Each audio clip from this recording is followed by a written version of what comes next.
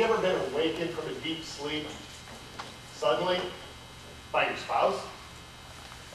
That happened to me on July 4th, 1995. Now, my wife could have said, Bill, rise and shine. But she knew that was pointless. So instead she said, Bill, my water broke! Mr. Contest Chair, ladies and gentlemen, and anybody who's ever made it from the bed to the shower in 2.3 seconds flat. On July 4th, 1995, I became a dad. Now that was a little scary. You want to know why? It meant I had to grow up. As a grown-up, I was going to have to provide for a little child. And not just food, clothing, and shelter. Now sometimes those children need perspective. And it doesn't end when the child is this tall. In fact, I know a child who needed help when he was this tall. In March of that year, I was struggling with all those new dad questions. Am I ready for this? Will I be a good dad? Why exactly does Walmart stock the Pampers so close to the Budweiser?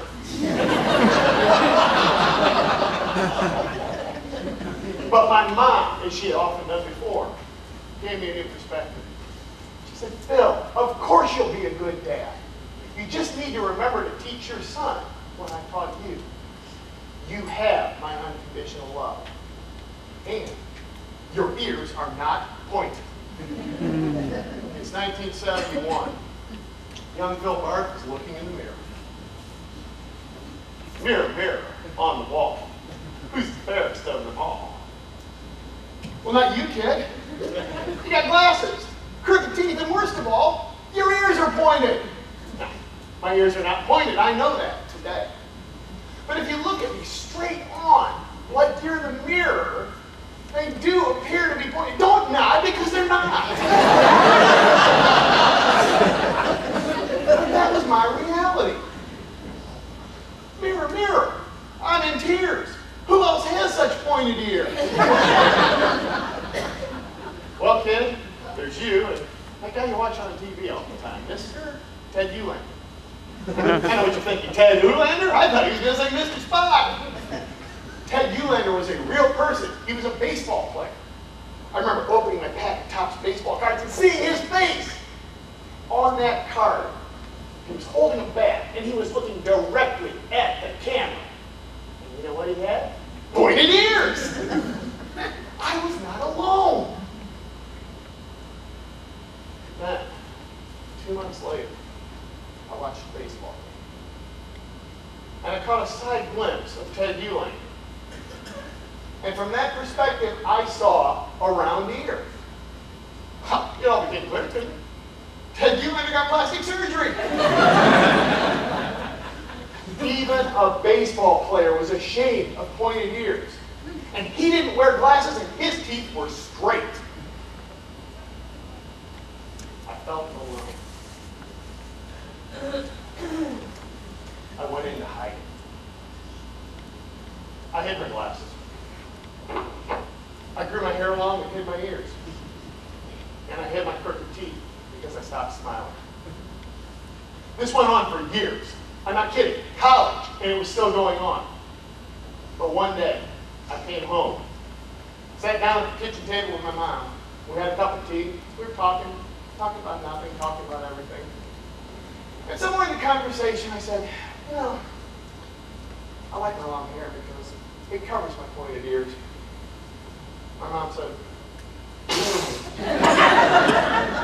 Phil, you know I love you, but what on earth makes you think, how long have you thought? Phil, darling, you don't have pointed ears. She took me back to that same mirror. Only this time, when I looked, she held a hand mirror right here and gave me a new perspective. On that day, for the first time in my life, I learned that my ears were, in fact, pointless.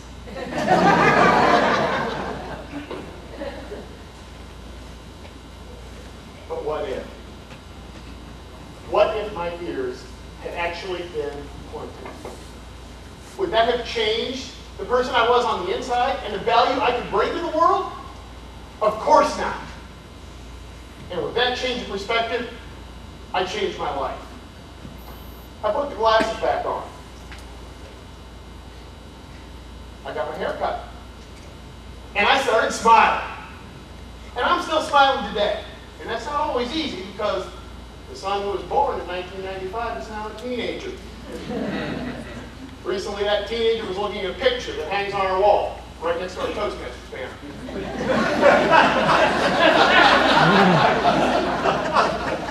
The picture is of his mom and dad on our wedding day.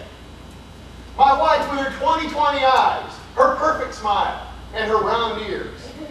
And me with my 1990 Bill Gates glasses, my crooked smile, and my what appeared to be pointed ears. My son looked at the picture and he said, "Mom, why?" Funny kid. But that funny kid knows, beyond a shadow of a doubt, that he has my unconditional love. And he also knows to never let his outside hide his inside. Because the people who really matter in this world love you and value you for what's on the inside.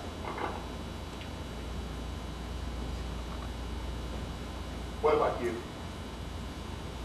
Is there someone in your life who's gone into hiding? Someone who's hiding the person on the inside? Can you give them that change of perspective? Can you sit them down and say, "I love you and value you for what's on the inside"? And then smile at them and say, "So gray hair, no hair, don't care. Big gut, flat butt, so what?" Change their perspective and maybe change their life. Because letting your outside hide your inside is simply pointless.